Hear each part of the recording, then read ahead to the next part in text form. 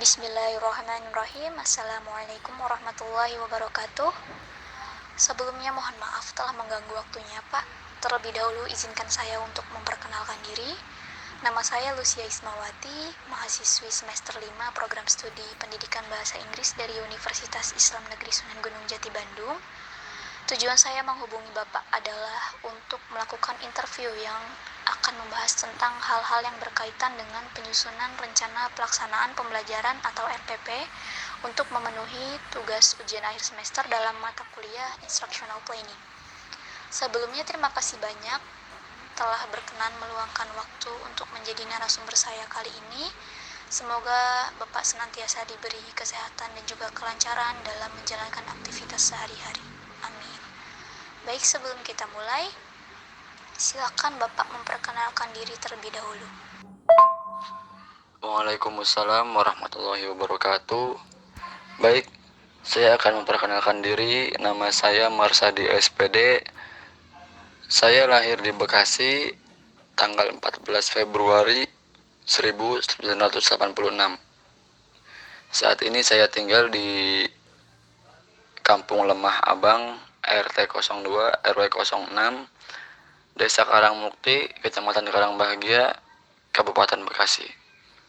Status saya sudah menikah dan pendidikan saya strata 1, pendidikan bahasa Inggris.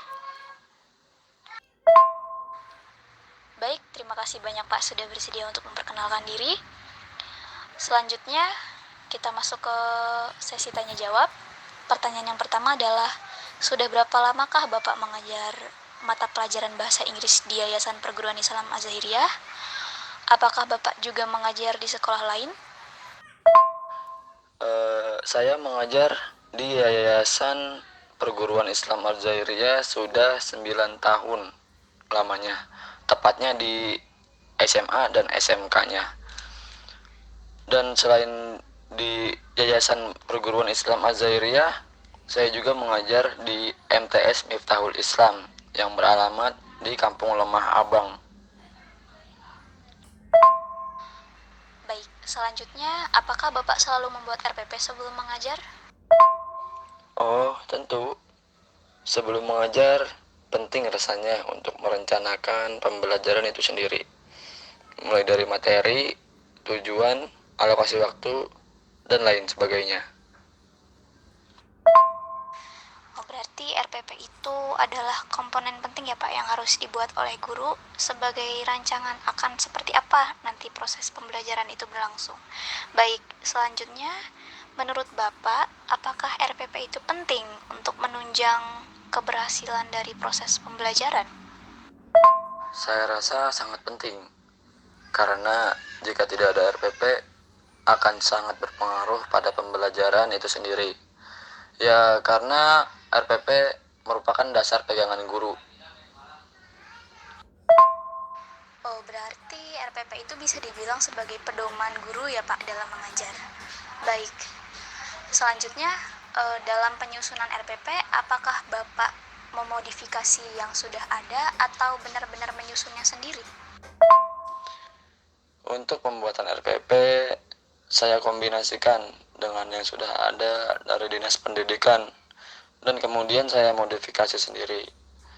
Mungkin ada juga beberapa yang saya buat sendiri, karena seperti apa yang saya bilang tadi, bahwa kita jangan terlalu mengacu pada RPP yang sudah ada, akan tetapi kita juga harus pandai dan mampu untuk memodifikasi dan menyusunnya sendiri, seperti itu. Oh, berarti Bapak mengcombine ya Pak dalam penyusunan RPP itu sendiri. Oh, baik. Selanjutnya, ketika mengajar, apakah Bapak benar-benar mengikuti semua yang ada di RPP atau barangkali ada improvisasi Pak yang menyesuaikan dengan situasi dan kondisi yang ada di kelas? Saya selalu berpegang pada RPP, namun terkadang ada juga yang saya modifikasi, karena kita juga harus melihat atau memperhatikan beberapa aspek, di antaranya kemampuan siswa, materi, dan alokasi waktu. Jadi, tidak seluruhnya pembelajaran itu terpaku pada RPP. Tetapi kita juga harus bisa melihat situasi dan kondisi yang ada di lapangan. Dan kalau dirasa materi pembelajaran, alokasi waktu, dan lain sebagainya itu terlalu memberatkan siswa, mungkin saya akan mengurangi beberapa bobot dari RPP tersebut. Dan adapun jika materi pembelajaran yang ada dirasa terlalu ringan, maka saya akan sedikit menambahkan bobot dari RPP tersebut. Berarti seorang guru itu harus dapat mengambil tindakan ya Pak, dalam artian peka dengan situasi yang ada dan tidak terpaku dengan RPP yang sudah dibuat ketika situasi dan kondisi yang ada di lapangan ternyata tidak memungkinkan atau tidak mendukung. Oke, baik. Selanjutnya Pak, apa saja kendala atau kesulitan yang mungkin Bapak hadapi ketika menyusun RPP?